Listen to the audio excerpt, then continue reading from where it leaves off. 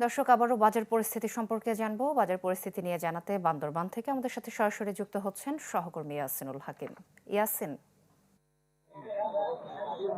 হ্যাঁ সোহেল, আমি এখন দাঁড়িয়ে আছি বাংলা বাজারে। আমরা আসলে দেখেছি রমজানের শুরুর দিকে বাজারে যে পরিমাণে দ্রব্যমূল্য ঊর্ধ্বগতি ছিল, এখন প্রশাসনের হস্তক্ষেপের কারণে কিন্তু অনেক দ্রব্যমূল্য আসলে দাম কমতে শুরু করেছে। আমরা বিশেষ করে মুদি বাজারগুলোতে দেখেছি পেঁয়াজের দাম যে 70 থেকে 80 টাকা পর্যন্ত বিক্রি করা হয়েছিল, যেটা এখন কমে অনেকটা আসলে 65 থেকে 60 টাকায় দরে আসলে পেঁয়াজ বিক্রি করা হচ্ছে।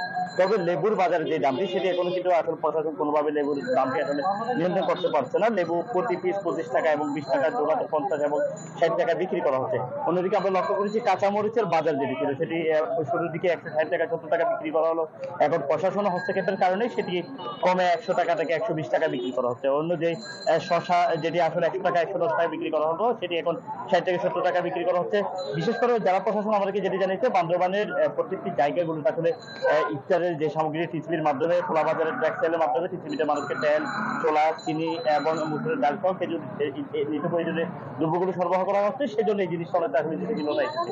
পাশাপাশি মুরগি বাজার আমরা লক্ষ্য করেছিলাম পটল বাজার থেকে যেহেতু 210 টাকা থেকে 220 টাকা ব্রয়লার মুরগি এবং লেয়ার মুরগিগুলো 300 থেকে 350 টাকা বিক্রি করা হয়েছিল।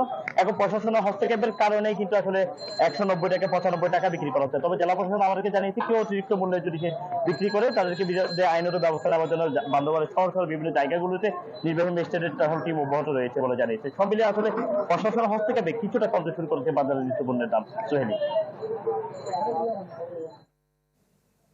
ইয়াসিন, ধন্যবাদ আপনাকে। দর্শক, বান্দরবানের বাজার পরিস্থিতি নিয়ে জানাচ্ছিলেন সহকর্মী ইয়াসিনুল হাকিম।